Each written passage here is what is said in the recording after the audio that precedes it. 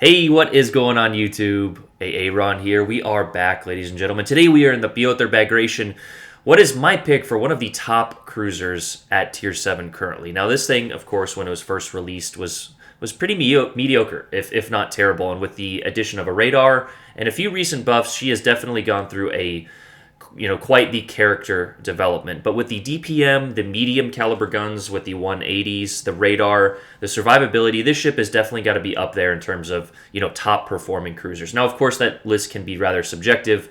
The Hampshire, the Plymouth, the Hipper even, the Prince Eugen, and of course the Baltimore, which is my most played ship, are all fantastic cruisers. And when played correctly, each of those cruisers can have their own significant impact on the game. But I just really enjoy the P-Bag. It does pretty much everything a cruiser needs to do, both of the heavy and light variety. And, of course, the medium caliber 180 millimeter guns sit right in the middle there with a decent 7-ish second reload. So if you put your ship in the right spot, you have a decent team, this cruiser can be absolutely fantastic. And we show pretty much all of those traits in this replay. So sit back, relax, and enjoy the show. And it starts with a Broadside Colorado. We have the AP loaded. As a rule of thumb, I kind of just keep the AP loaded just in case you catch a ship, and it's mainly cruisers broadside. But after that, we go ahead and switch to the HE. Both shell types are very good in this boat, meaning you can use the HE almost exclusively, and especially the AP on broadside cruisers. Like we mentioned, there's 180 millimeter guns.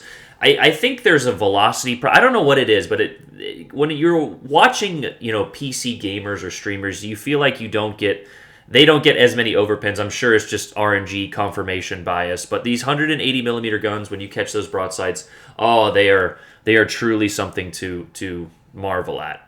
But here we're just taking a slightly outward defensive position. You can kind of see our team is focused up in the middle.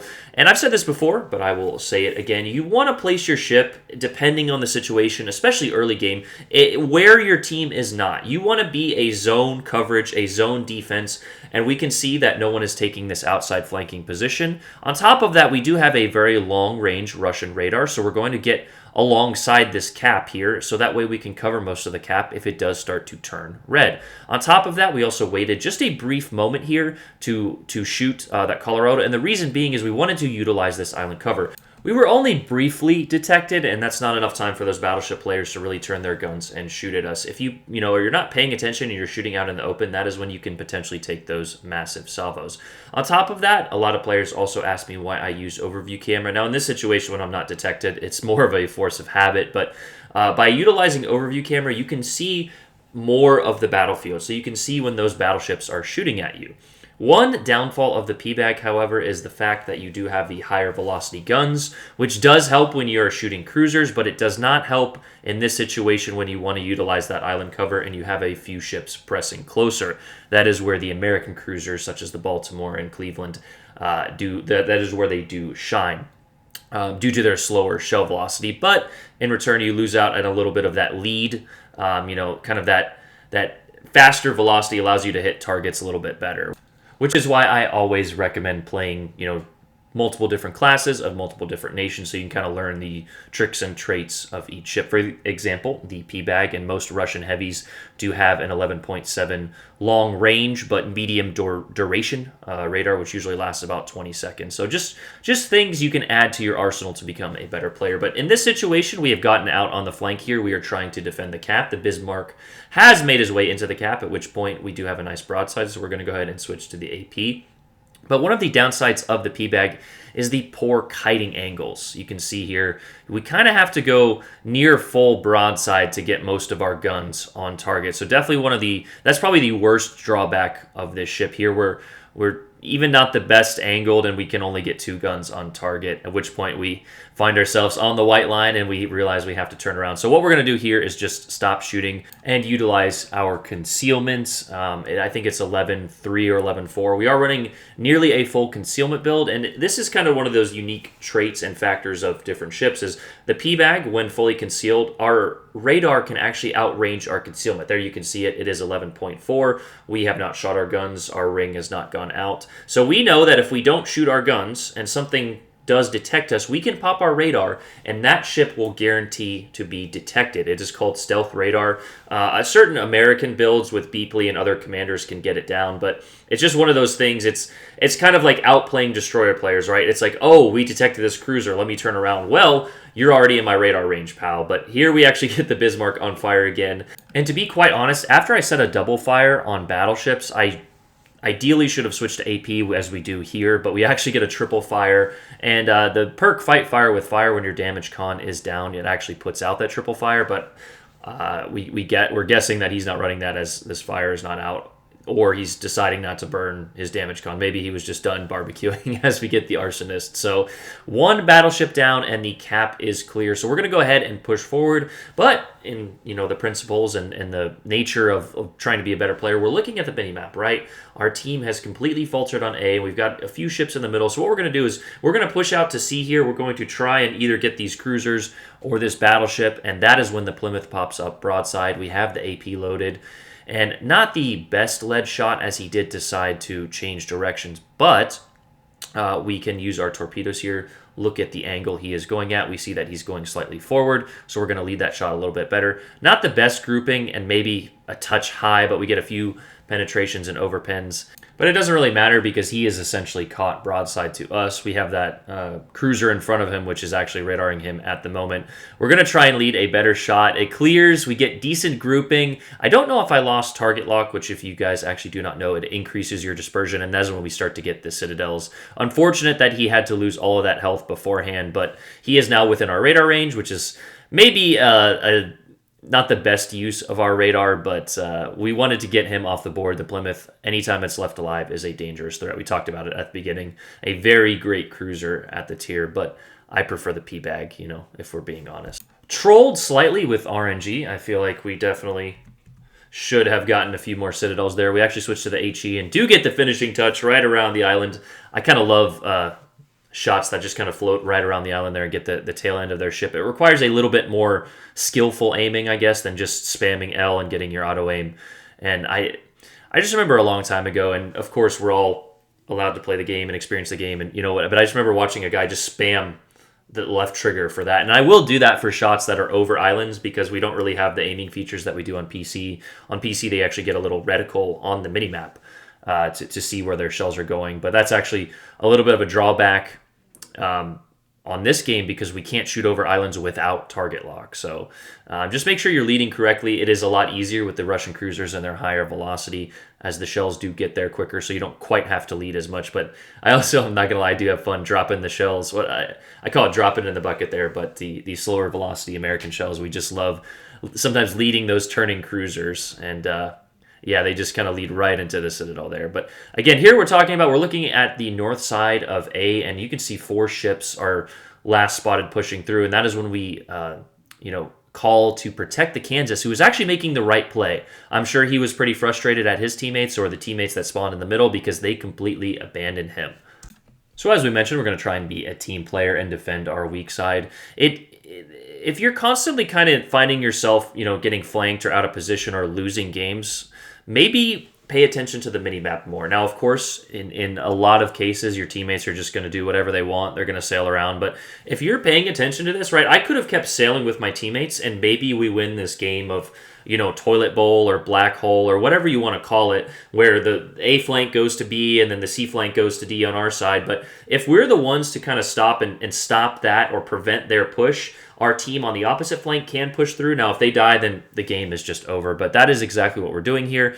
In the meantime, grabbing a few defend ribbons, which does, of course, help that XP total.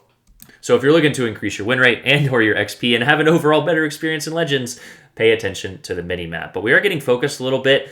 And again, we're trying to utilize this defensive position. It's not the absolute best in this boat, as we mentioned, due to the kiting angles. But as long as you kind of play the game of trying to wiggle my front to get the guns on target, but also wiggle my butt to not get citadeled. So don't go completely broadside and you should be all right. This is, of course, achievable a lot easier if you run a full agility build, but I just think you lose too much.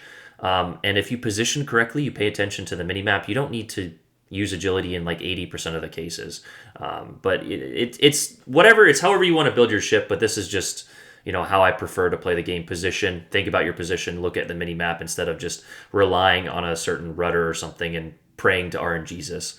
But here we're getting all of these guns on target. They are now focusing that Kansas. This Tirpitz has given up on shooting me, but we are just farming him in return for defend ribbons. At this point, I'm like, okay, I don't really need to kite much further, and a few of their ships have kind of realized the same thing I have, with the caveat being he probably did not position himself as well as us, meaning he kind of got caught in this crossfire here. He actually does do a good job of surviving. We waste a few salvos, trying to catch him playing with his throttle, but that is the prowess and the strengths of the Bayard. It is a French cruiser. It has decent acceleration and much better maneuverability. Maybe not the best acceleration, but it's a lot better than, let's say, a battleship or maybe a slower accelerating cruiser. So trying to judge those, I should have been using my torpedoes here. That is a trick we've mentioned a few times.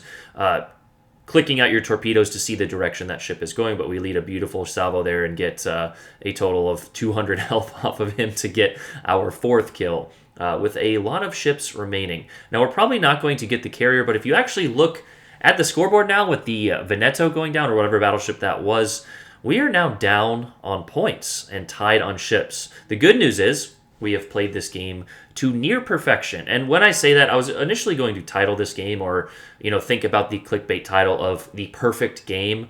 But there truly is never a perfect game unless your team just absolutely wipes the enemy. Or let's say you're Captain Yoink as we take the high caliber and get all 9 kills. But that is obviously not the case in this game so far. But what we mean by a perfect game, or close to, is we have most of our health towards the end of the game, but we have been shot at, right? There's another salvo that we have actively dodged. So some people think that having all of your health is the sign of a perfect game, and it is not, unless you have been actively dodging and attracting damage. Now, your job in a cruiser primarily is not to attract damage, but if you can attract a little bit without taking much, then yes, you are playing your ship's role to perfection. It bugs me. There's nothing more annoying than seeing a battleship full health at the end of a game when you're losing. You 1000% did not do your job. Stop hiding in the back. Your teammates hate you. That's the easiest way to say it. Now, if you just kind of got caught out of position, it happens. It's happened to me before. I've had a lot of health. Now, that being said, my battleship mains who want to be aggressive, They think that you're more of a man if you rush in there and you're a brute. You're also harming your team by sacrificing all of your health in the opening 2 minutes. There's a fine line for every class, right? We've talked about it with cruisers, destroyers. Now, I don't really talk about it with carriers, but that's kind of a different skill set altogether. But here, we have most of our health. We did risk a little broadside salvo, but all we need to do at this point is basically not die or trade with the Tallinn. Our team has gotten the Delta cap there, so we do have the point advantage as long as we don't really let him capture this as we take the Confederate medal and get more defend ribbons. On top of that, he is trying to shoot AP, so we know we're not going to lose this engagement. We probably would not have lost it anyway. We also have the help of our carrier, so probably not necessarily fair to him. Our carrier did a fantastic job. He throughout most of the game, and he actually kind of lets me finish off this Tallinn here for the Kraken. But again, if your opponent is angling, don't shoot AP. I think he was, I don't know, maybe he's gone against a bunch of bad players and he thought I was going to sail broadside. But here we wait for his salvo, and we bounced every single one of those shells for taking no damage. Yes, it is not... I know the battleship mains are going to, oh, you're spamming HE. Well, I am playing the game correctly. So here we actually kind of close off our turn, and he does get, I think that is actually a Citadel hit or a nice hit there. But with the amount that we have done to him for trading one chunk of damage, it's definitely not worth it. But here I was kind of waiting just to farm more defend ribbons to cheese my XP total. But he was on fire, and we actually did want to secure the Kraken here for the 5th and final kill that we're going to get. Look, cool captains don't look at explosions. Confederate high caliber arsonist. I think we got the Wither as well.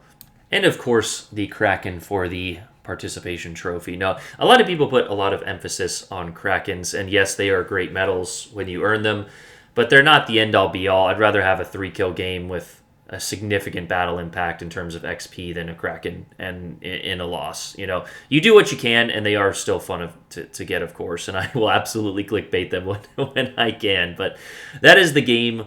Nice little damage total. It wasn't too much damage. We did get a few little cheesy fires, but 175,000 in a cruiser with 43,000 health is a fantastic job of trading a lot of damage for. And again, we did use our heals, but we only took, what, 13,000 damage total, or even less than that. But that is what we're talking about, kind of the perfect game, etc. I think it was either Mooney or another commenter asked me, have you ever had a perfect game? And this is not exactly a perfect game. We've had, I argue, about much better games, but all things considered, with how close this one was, you could argue that this was near a perfect game. A beautiful XP total of, what, 3612. It's kind of hard to see. A few people were guessing that was around 4K, and I thought it would be close, but not quite. We didn't really shoot at the Destroyer. He never really came close to us, but we were close to that cap. We also did not get a capture point. But there's the commander, Nikolai Kuznetsov, and the Pyotr Bagration, a truly fantastic ship. Probably the best overall cruiser at Tier 7, all things considered. You will probably see a lot of these in fleet battles and or ranked. But that's the video, guys. Hope you guys enjoyed that. I'll be doing a video on premium ships and ships to grind and a whole host of different videos. But if you have any video ideas, let me know in the comments down below. If you enjoyed that, let me know as well. Make sure to like. It does help if you subscribe. Man, I'm getting really good at this YouTube thing. I appreciate you guys. I really do. I'm just kind of a dorky kid who enjoys making Legends videos. But Aaron out. Peace.